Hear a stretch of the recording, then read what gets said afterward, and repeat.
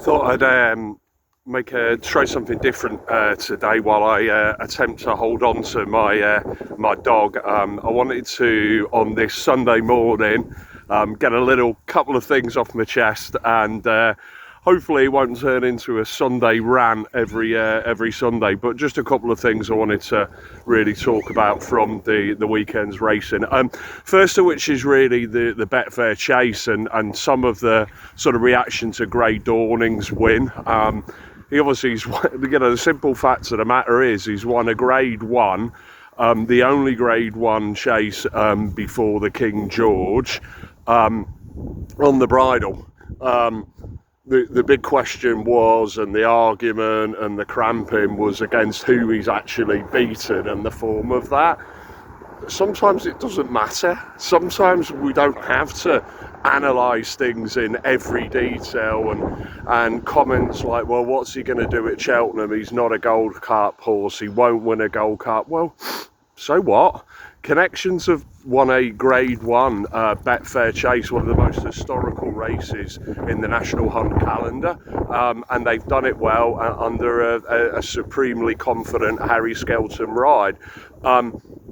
If you want to look at the form and you want to say it, Royal Pagaille is in his backyard. Yes, he's 11 years old. Yes, he's, as some people said, a pensioner, but this is a former 170 horse. He's beaten a very, very progressive Horticolors, who all we heard all week was how he's going to step up into graded company. He's an Irish national winner, one of the most competitive handicaps going over there with the strength and depth of the Irish chasing scene. So you can't have it both ways. You can't say you've got a horse who's rated 170 in his own backyard with his perfect sort of conditions bar the ground, and then a very, very progressive handicapper who can do no wrong, who's worthy of stepping into graded company. So there was that one. I just think we're obsessed with looking too far into the likes of the Gold Cup and the Broadway, etc., and we just look too far. Let's just appreciate and enjoy each Grade 1 and each victory as it comes for me anyway. The other one I wanted to talk about was Aroko, who, again, let's be kind, was given a very considerate ride in seconds, was a nice opener, pipe blower, whatever you want to call it. I just feel that he's obviously a horse who has had injury issues and had problems, but this is his third season chasing now. He's rated 150 and he's won, and the simple fact remains is he's won one chase out of 10 starts. And is he likely to win before the end target of the Grand National next year? I don't know. On the basis of the last two seasons, you would suggest not.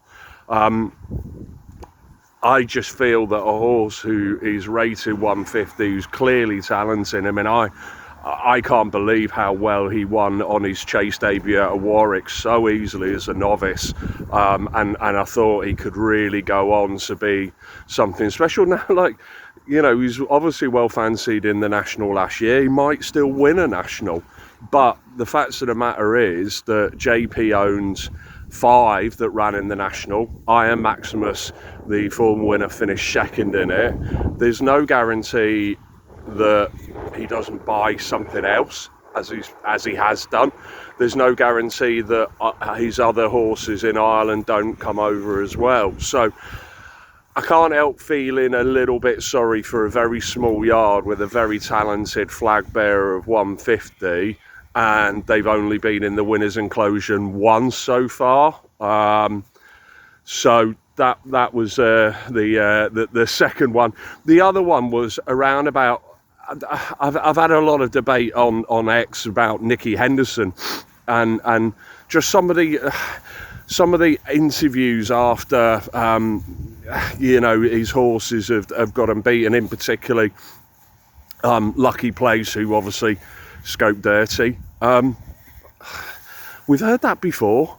you know, there's plenty of horses that have won when they've scoped dirty. There's plenty of horses who have scoped dirty where it's a valid excuse. I personally just thought it was a tactically mistimed and misjudged ride by Nico. That's fine. I don't think he particularly jumped well either. I don't think he's I think 2 miles 5 furlongs probably stretches him. But we've heard a lot of like trying to, defend Henderson here. Not everything he says has to be correct. Django Bay wasn't 2 weeks behind or 3 weeks behind. Crazier Than Daisy, when she bolted up at Warwick, wasn't 2-3 weeks behind, or there was a bug or an issue in the yard, as was suggested after Ascot. So I just think sometimes we don't have to take everything that trainers say is absolute gospel, and we should be making our own minds up. I said beforehand that I thought the race was set up perfectly for Django Bay. There could well be a pace collapse there, and I think if Nico got his fractions right, it was set up. But again, we don't need to take everything as gospel that trainers tell us. So that's the rant for today. Hope you've enjoyed the rant anyway. Just thought I'd do something different.